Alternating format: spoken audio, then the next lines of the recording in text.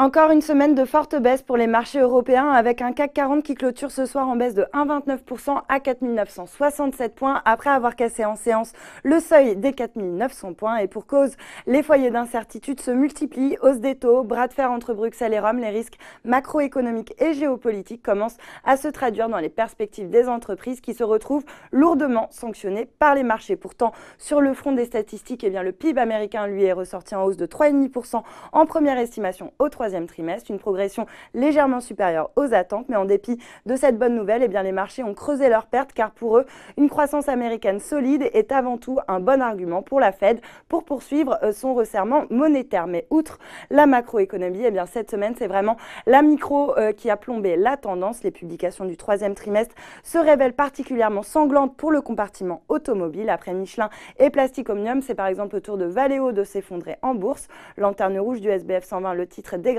de plus de 21% après le lancement d'un nouveau warning sur ses résultats à cause des perturbations liées à l'introduction des nouvelles normes d'homologation et au ralentissement du marché automobile chinois dont l'impact risque de se faire sentir encore au quatrième trimestre. Résultat, l'action de l'équipementier automobile perd désormais plus de 60% de sa valeur depuis le début de l'année et se traite à ses plus bas niveaux en 5 ans. Valeo qui entraîne d'ailleurs dans son sillage les autres équipementiers à l'image de Faurecia ou de Plastic Omnium qui cèdent respectivement 5,74 et 5,49%. Et puis parmi les rares rescapés du jour, Atos reprend de la hauteur grâce à Altran qui a dévoilé une croissance organique de 10,4% grâce notamment à l'Allemagne et au continent américain. Fort de ses bons résultats, Altran voit son cours de bourse s'envoler de plus de 15%. Et puis à contre-courant du marché, on retrouve également Saint-Gobain qui a confirmé ses objectifs de croissance pour 2018 après un troisième trimestre marqué par une hausse de 1,8% de son chiffre d'affaires. Barclays a du coup relevé sa recommandation sur la valeur à neutre contre sous-performé auparavant. Enfin,